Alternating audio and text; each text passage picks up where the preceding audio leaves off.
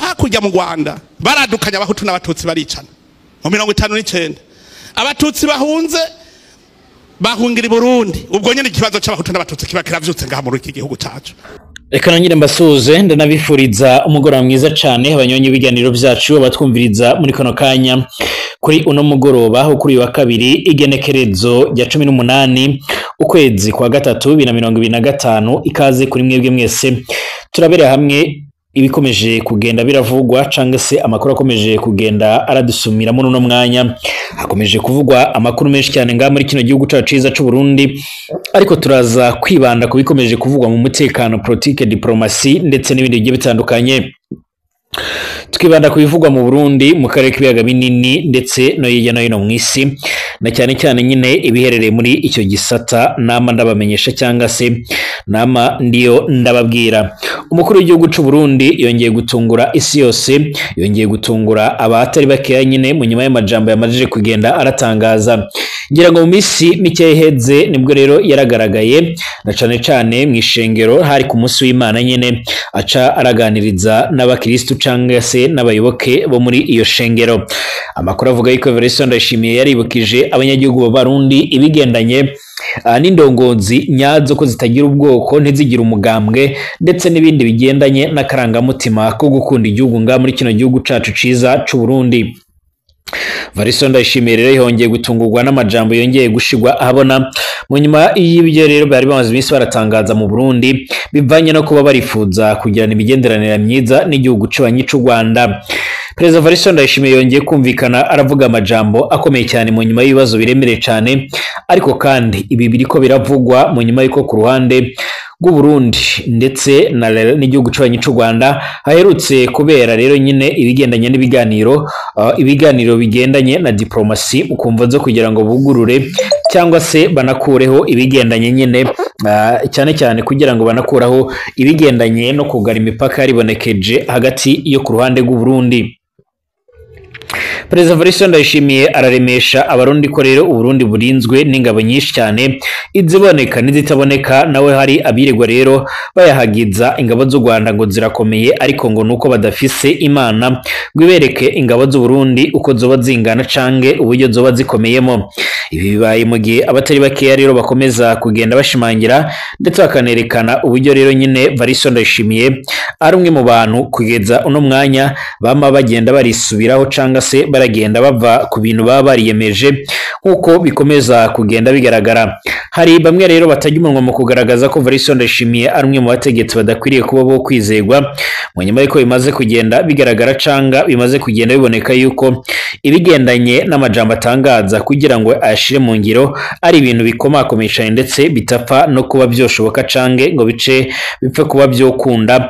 Ibi ni bimwe mu bikomeza kugenda bitangazwa n'abatari bakeya. Evariste Ndayishimiye yatunguranye kuri uru rwego mu nyuma y'iko rero nyene binavuga ko mu minsi mikeya inzego z'ubutasi zo ku ruhande rw'u Rwanda ndetse no ku ruhande rw'igihugu c'abanyi c'u Rwanda barahuriye mu ntara ya Kirundo baragira ibyo bumvikanaho nyine kubigendanye n'umutekano nk'uko amakuru akomeza kugenda aratugera bivuga cange nk'uko bikomeza kugenda bigaragara. Turarabira hamwe kandi ibigendanye n'ibihano byamaze kugenda birafatigwa abo ku ruhande rw'u Rwanda nk'uko byoma bigaragara cange nk'uko byotangajwe na cyane cyane ku ruhande rw'abategetsi bari bahuriye mu nama mu minisitiri w'umuryango w'ubumwe bw'Uburaya nk'uko bikomeza kugenda bigaragara. Mwongeye kwirirwa neza mwese abanywanyi b'ibiganiro byacu, ikaze kuri mwebwe mubandanya mwumviriza amakuru n'ibiganiro byacu, ikaze kuri mwebwe mudukurikira ndetse mukumviriza ibiganiro byacu kuri no monesha kure yacu aina yanyu ya Burundi News TV. Burundi News TV ni mbonesha kure imwe rudenda ibandanya kwategura ndetse no kwashikiriza amakuru akomeye cyane, amakuru yihuta kandi agezweho ko ariko aravugwa mu bigendanye n'umutekano nyine, politique, diplomasi ndetse n'ibindi. Turi kuri wa kabiri igenekerezo rya 18 ntwarane 2025 ikaze kuba twumviriza bari mu Burundi mu gisagara ca Bujumbura, abari Gitega, abari Ngozi, abari Bururi, abari Kayanza, abari Mwaro ndetse no mu bindi bisagara bimwe na bimwe bigiye bitandukanye cange mu yandi ma province cange mu bundi burere bugiye bitandukanye. Ikaze kuri mwebwe mutwumviriza muri mu bihugu by'abanyi mu karere k'ibiyaga binini, abari ku mugabane w'Uburaya, Asia, Australia, Amerika ndetse n'andi hose. ikaze kuri mwebwe mwese ndabahaye ikaze kandi ndabifuriza kumererwa neza cane. Ikaze kuri mwebwe mwese rero nyine dore amakuru reka tuyatangurire by'umwariko hano mu gihugu c'u Burundi, ariko reka ndabasabe mu byo kwanditse sabone kugira muce muraronka amakuru n'ibiganiro byacu, ndetse ibiganiro byacu muce muranabisangiza ku nshuti zawe. Urashobora gutanga ivyumviro byawe nyine tugaca turabana 5 kuri 5 nyine mu makuru n'ibiganiro byacu tubandanya kubategurira ndetse no kubashikiriza muri rusange. Ikaze kuri mwebwe mwese. Ku munsi w'Imana amajambo mukuru w'igihugu c'u Burundi yama aratangaza canga yaratangaje. Aya majambo yongeye gutuma benshi bibaza kubigendanye n'umutekano canga se ku migenderanire iraza kongera kwibonekeza hagati y'igihugu c'u Burundi ndetse n'igihugu c'u Rwanda, mu nyuma y'uko byobonekaga yuko nyine ku ruhande rw'u Rwanda ndetse n'u Burundi imigenderanire igiye kunaguka igaca iramera neza nk'uko bikomeza kugenda bigaragara cange nk'uko amakuru akomeza kugenda atugera bivuga. Umukuru w'igihugu c'u Burundi yongeye gushimangira yuko yoba yiteguriye ingwano neza, maze anayishura yuko nyine anafise ingabo ku rwego ruremere cane, aho yashimangiye yuko ibigendanye n'ingabo ziwe nyine zihari ndetse zihagaze neza, akavuga yuko Uburundi burinzwe n'ingabo ziboneka ndetse n'izitaboneka. Nevati ndashobora kuba rero nicariye ahangaha Imana ikavuga iti mavubi igenda mu bajye nk'uko yama arabitangaza. Kwigenekerezo rya 16 Ntwarante 2025 umukuru w'igihugu c'u Burundi Evariste Ndayishimiye canke General Neva ari kumwe n'izindi ndongozi nkuru z'igihugu nkuko bizuma bigaragara baragendesha ishengero Visio Christi, aho nke yaratanze ubutumwa bukomakomeye cyane haba ku ntambara zibera mu buseruko bwa Republika Iharanira Intwaro ya Kongo, hamwe n'ibihuha bivuga rero nyine kubashaka gutera igihugu c'u Burundi. Evariste Ndayishimiye yarumvikanye avuga amajambo aremereye cyane, ariko cyane arongera aribasira igihugu c'ubanyi c'u Rwanda, aho yongeye kucyagiriza kuba gifise umugambi ndetse n'intumbero yo gutera igihugu c'u Burundi nk'uko byoma bigaragara. Uyu mutegetsi benshi bakunze gushinza gutangaja amajambo atari meza, ndetse bakanashinza n'ubundi n'abandi bagiye batandukanye nyine basanzwe barakorana haba mu biro bikuru by'umukuru w'igihugu ndetse no mu bindi bice bimwe na bimwe bigiye bitandukanye. Evariste Ndayishimiye kumwe yari kumwe n'abandi bategetsi bamwe na bamwe barimo nyine nk'umushikiranganje w'intwaro hagati y'iterambere rusange ndetse n'umutekano Martin Niteretse, hari kandi n'umutambukanyi wiwe Angelina Ndayishimiye, hari umushikiranganje wa mbere General Gervais Nderakobuca ndetse n'abandi bategetsi bagiye batandukanye, haba umuvugizi w'intwaro rusange w'iterambere rusange ndetse n'umutekano nk'uko bizoma bigaragara. Ariko kandi aha niho benshi bongeye kwigaragaza banavuga yuko nyine uwitwa Nyiriteka Reverend Kuriyo atari karaboneka ku rubuga rwa politike, aho benshi bongeye kwemeza neza yuko amagara yiwe yo atifashe neza. Perezida Evariste Ndayishimiye yarahumirije abarundi ko rero Uburundi burinzwe bufise ingabo nyinshi iziboneka ndetse n'izitaboneka. Uyu mukuru w'igihugu c'u Burundi aravuga yuko kandi n'ubundi abirirwa bayahagiza ingabo z'u Rwanda ngo zirakomeye, nuko rero badafise Imana ngo iberekere uburyo rero ingabo z'u Burundi zingana ndetse n'uburyo ingabo z'u Burundi zama zikomeye. Nevati Urundi burafise ingabo, ati ndababwire Imana irashobora gutuma rero amavubi ngo genda mu barye nicariye ngaha. Aya niyo majambo yama yaravuze. Muri makeya Perezida Evariste Ndayishimiye yishimikije amajambo yo mu gitabo Bibiliya nyine yerekana ko rero Imana ariyo rero igwanirira Uburundi, aho atanga akarorero kuri Gideon ndetse na Elisa bategwa, ariko Imana ikaba ariyo nyine igwana iyo ngwano canga iyo ntambara. Yongeraho kandi abirirwa bayahagiza ingabo z'u Rwanda ngo zirakomeye no kubera badafise amakuru canga se ibigendanye no ku ngabo z'u Burundi ngo bamenye uburyo zoba zikomeye. Perezida Evariste Ndayishimiye yaragaragaye asubira kwagiriza u Rwanda ko rero ibibazo by'amoko Burundi bwavuyemo by'umwariko bwagiyemo byaraturutse mu Rwanda, kuko rero ariho baje baduza abarundi. Variston Ndayishimiye yongeye kumvikana avuga amajambo akomeye cyane avuga yuko ibibazo byose biriko biribonekeza mu karere na cyane haba biri mu Burundi canga se ibyagaragaye mu Burundi ndetse n'ibindi biriko biragaragara mu buseruko bwa Repubulika Iharanira Intwaro Rusange ya Kongo byose byaba biriko biraturuka ndetse bikanategwa n'u Rwanda nkuko amakuru akomeza kugenda atugira bivuga cyange nkuko bikomeza kugenda bigaragara. Amakuru akomeza kugenda atugeraho muri uno mwanya akaba ashimangira yuko Variston Ndayishimiye yongeye kumvikana ashinze u Rwanda kuba nyirayo yazana ibibazo biriko biribonekeza mu karere k'ibiyaga binini aho benshi batajya umunwa mu kugaragaza ndetse no kwerekana neza yuko Variston Ndayishimiye ariko arakwegera abarundi akarambaraye mu gihe nyamara benshi bemeza neza yuko uyu mutegetsi niyo yojya mu bigendanye n'ingwano nyine atoca ariyo arava mu nzara z'abasoda b'u Rwanda nkuko nawe rero yama arabyivugira cange arabyitangariza nyine igihugu cy'u Rwanda kiri mu bihugu bifise igisoda kiremeresha ndetse igisoda gikomakomeye cyane haba nyine muri aka karere duherereyemo ndetse no ku ruhando mpuzamakungu. Nyamara Variston Ndayishimiye n'umwe mu bategetsi abantu benshi bashimangira yuko rero batazi aho rero yoba arashingira aho gushika uno mwanya nyine mu bigendanye no kubaka igisirikare canga se igisoda bijyanye no kuba nyine ari bwo buryo bwa mbere bwiza bugezweho nyine bwo kwizera umutekano wawe n'uw'igihugu cawe n'uw'imbibe zawe nyine Variston Ndayishimiye atabikozwa aho yamashimangira yuko Imana ishobora kuvuga iti amavubi nagende agwane nkuko rero muri Bibiliya byoma biboneka. Hari bamwe botanguye kugenda bamaganira kure Variston Ndayishimiye amajambo akomeje kugenda avuga bamwe bavuga yuko rero kwagiriza ikindi gihugu nyine ari nko kukivogera ku buryo bishobora kuzana amatata aremere cyane mu gihe abanyagihugu benshi mu Burundi bazi ibigendanye n'ingwano ndetse bazi n'uburyo iyi ngwano iyo muri Kongo iri kwegera abarundi bakaba bamagana amajambo ariko aratangazwa n'umukuru w'igihugu cy'u Burundi Variston Ndayishimiye. Umuryango w'ubumwe bwa Buraya akuwa mbere kwigenekerezo g'17 ntwarane na 2025 warafatiye ibihano abasirikare batatu bo ku rwego rwo hejuru mu ngabo z'u Rwanda RDF. Uvuga yuko kandi kubera inshingano zabo muri RDF bagize uruhara rero mu gutuma intambara n'umutekano muke rero bikomeza kugenda byibonekeza mu buseruko bwa Repubulika Iharanira Intwaro Rusange ya Kongo.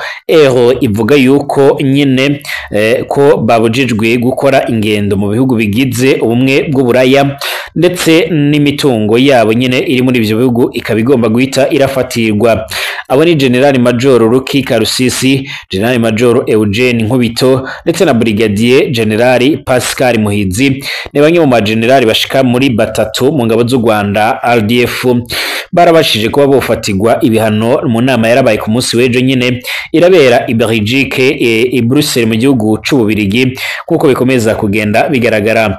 Ntacyo leta y'u Rwanda yari yotangaza ku mugaragaro kuri ibi bihano bishya bya euro gusa ku bindi biheruka nyine gufatwa n'Ubwongereza, Amerika ndetse na Canada. Abategetsi ku ruhande rwa Kigali nyine b'u Rwanda bavuga ko ibyo bihano bidafasha rero gukemura ingwano iri mu buseruko bwa Repubulika Iharanira Rusange ya Kongo kandi ko nyine bibangamiye umuhate wa Afurika wo gushaka igisubizo mu mahoro nkuko byoma bigaragara. Kandi yahanye kandi umunyarwanda Francis Kamanzi umuyobozi nshingwabikorwa w'ikigo rero cy'igihugu kijejwe ubucukuzi bw'amabuye y'agaciro peteroli ndetse na gaze ivuga yuko nyine iyungukira mu ngwano yo mu buseruko bwa Repubulika Iharanira Rusange ya Kongo binyuze mu bucukuzi ndetse n'ubucuruzi bunyuranye n'amategeko by'umutungo kamere rero nuko vuga amabuye y'agaciro yo mu ntambara nkuko babyagirije ndetse bariko baranafata ibyo bihano. Hahanwe kandi ikigo gitunganya zahabu cyitwa rero Gasabo Gold Refinery kiri rero mu mujyi rwagati ya Kigali muri icyo gisagara cy'igihugu cy'u cy'u Rwanda kubera gutumiza zahabu rero mu buryo bunyuranyije n'amategeko ivuye mu turere tugenzurwa na M23 muri RDC bityo kikungukira rero mu ngwano cange umutekano muke muri RDC. Abategetsi batanu bo ku rwego rwo hejuru ba M23 barimo n'umukuru wayo wa politike bwana Bertrand Bisimwa nabo nyine barahanwe na eho kubera uruhara ibashinza mu ntambara yo mu buseruko bwa Repubulika Iharanira Rusange ya Kongo ndetse no gukoresha umutungo kamere wayo mu buryo rero bunyuranyije n'amategeko bahonyora ubusugire bwa Repubulika Iharanira Rusange ya Kongo. leta ya Kongo yarashimiye eho kubw'ibi bihano yarafatiye abo bose ivuga yuko rero hamwe n'ibindi biherutse gufatwa n'ibihugu byo mu burengerazuba ibi bihano bishya rero nyine bishimangira kwizera kw'amahanga ku bijyanye n'uruhara rutaziguye nyine rwa leta y'u Rwanda nyine rwa leta y'u Rwanda kwizamba ry'umutekano muke ukomeje kugenda uraba mu buseruko bwa Repubulika ya Rusange ya Kongo. Mu kiganiro mw'ikoraniro yaragiranye na bamwe rero mu banyagihugu b'i Kigali ku munsi w'Imana, perezida w'u Rwanda Paul Kagame nyine yarasabye kwitegura guhangana n'ibihano ibyo yise rero gufunga umukandara nk'uko byoma bigaragara. Ati biraza kutuvuna bimwe rero mu giswahili rero bita rero gufunga mkanda. Gufunga umukandara nyine no kwitegura, ni nko kwitegurira inzara kugira ngo ipataro rero wambaye itagwa hasi kubera wamaze kuba wosonza. Mwebwe rero abanyarwanda twitegurira gufunga mukanda, so gufunga umukandara gusa ahubwo ni no guharanira uburenganzira bwacu. Rero ngibi rero ati ibi ngibi rero nyine bariho bavuga induru hirya n'ino ngo baratugira batya baragira batya ibihano ubu ngubu buracya twapfuye kubera ibyo bihano. U Rwanda rurashinzwa na ONU ndetse n'RDC n'ibihugu bimwe na bimwe by'umurengerazuba bw'isi gufasha inyeshamba za M23 mu bihe byavura. Ahangaha bishize rero nyine ntibwabihakanye byeruye canga se ngo rubyemeze, niko byotangajwe na BBC. Kubera ibi bihano kandi M23 yaravuze ko ibabajwe no kuba rero nyine itakitabira ibiganiro bitaziguye yari yiteze kugira n'ubutegetsi bwa Kinshasa i Rwanda muri Angola ku buhuza bwa perezida w'icyo gihugu Joao Lourenço. Mu itangazo M23 yaravuze ko isanga inzego mpuzamakungu zimwe rero zishaka kududubanganya ibikorwa bigamije amahoro n'umutekano muri Repubulika Iharanira Rusange ya Kongo ndetse no gutuma rero ibiganiro byari bitegerejwe cyane nyine bidashoboka nk'uko bikomeza kugenda bigaragara. Kuva mu Gushyingo umwaka wa 2019 kugeza kwa gatandatu w'icyumweru giheze, General Major Luki Karusisi uri mu bafatiwe ibyo bihano nayo yari umukuru w'umutwe w'ingabo z'u Rwanda ujejwe ibikorwa rero byihariye Special Operation Force nk'uko bigaragara. Itangazo rya RDF ryo kwa gatandatu yaravuze ko Perezida Kagame yamusimbuje kuri uwo mwanya akamwohereza rero ku cyicaro gikuru cy'ingabo z'u Rwanda ntihatangajwe inshingano nshya rero yoba yarahawe. Major General Karusisi w'imyaka yarugwa muri 50 yarazamukiye mu mutwe w'abasirikare barinda Perezida ndetse n'abandi bategetsi bakuru Republic Guardian, anaba umwe rero mu bakuru bawo. Yarize mu ishuri ry'abasirikare bakuru rero ryo muri Amerika ryitwa Commander and General Staff College riri mu bice bimwe riri hara muri Leta Zunze Ubumwe za Amerika, ni muri leta ya Kansas, aho rero yarangije muri 2010 amasomo ya Master of Military Art and Science nk'uko biboneka. Numwe rero kandi mu Banyarwanda bo mu bwoko numwe rero mu Banyarwanda mu baharaniye nyine guhangana niho nyabwoko ryari baseho mu bwoko bw'abatutsi. Yarabaye kandi mu buseruko bwa Repubulika Iharanira Rusange ya Kongo aho imiryango yabo yari yarahungiye kubera itotezwa mu gihugu cabo. Perezida Kagame yarazamuye Luki Karusisi ku ipeti rya General Major muri Nyakanga 2020. Hari undi rero nawe uri mu bafatiwe ibyo bihano ni General Major Nkubito, akaba nawe rero nyine General Major Eugene Nkubito ni umukuru rero wa division ya 5 yo mu ngabo z'u Rwanda RDF irakorera mu burengerazuba bw'u Rwanda. Mbere yaho yarabaye umukuru w'ingabo z'u Rwanda ziri mu bikorwa rero byo guhangana n'intagondwa muri Mozambique ku masezerano y'ibihugu byombi. Numwe rero mu Banyarwanda babaye impunzi muri Uganda, aho rero yaje kuba rero mu mutwe w'inyeshamba wa NRM wagejeje Yoweri Kaguta Museveni ku butegetsi mu 1986. Mu nyuma yarinjiye mu mutwe w'ingabo zidasanzwe nyine ingabo zaje zije kubohora igihugu zanafashe ubutegetsi mu Rwanda kuva mu 1994 mu nyuma ya genocide yarakorewe abatutsi mu Rwanda nyine muri ko gihe. Hari na Brigadier General Muhizi nawe nyine ari mu bafatiwe ibyo bihano. Brigadier General Pascal Muhizi ni umukuru wa division ya kabiri muri ADF irakorera mu majyaruguru y'icyo gihugu c'abanyi c'u Rwanda. Mbere Pascal Muhizi yarabaye umukuru wa division ya gatatu y'ingabo ikorera mu burengero bw'icyo gihugu c'abanyi c'u Rwanda. Perezida Kagame yaramuzamuye kuri iryo peti muri Kamena ubwo mu kwezi kwa gatandatu nyine mu mwaka wa 2021 aravuye ku ipeti rya colonel. Yarahoze arakuriye kandi ibikorwa bya gisirikare operation mu butumwa rero bw'ingabo z'u Rwanda muri Mozambique, aho ingabo z'u Rwanda zarakoze akazi gakomeye cyane mu bice bya Musimbo da Praia ndetse mu bice byo Cabo Delgado ndetse n'ahandi. Azwiho kandi kuba yari akuriye ingabo z'u Rwanda zafatanyije n'izo Mozambique kurwana n'intagongwa bakazivana mu birindiro bikomakomeye cyane bya Musimbo da Praia mu ntara ya Cabo Delgado mu gihugu ca Mozambique. Ntacyo icyo gihugu c'abanyi c'u Rwanda kirotangaza kubigendanye n'ivyo bihano biriko birafatirwa izo ntwazangabo nyine kuko biriko biragaragara, ariko turakomeza kugenda tubakurikirana hafi bikomeza kugenda biravugwa. Bashimire tugaruke mu kanya.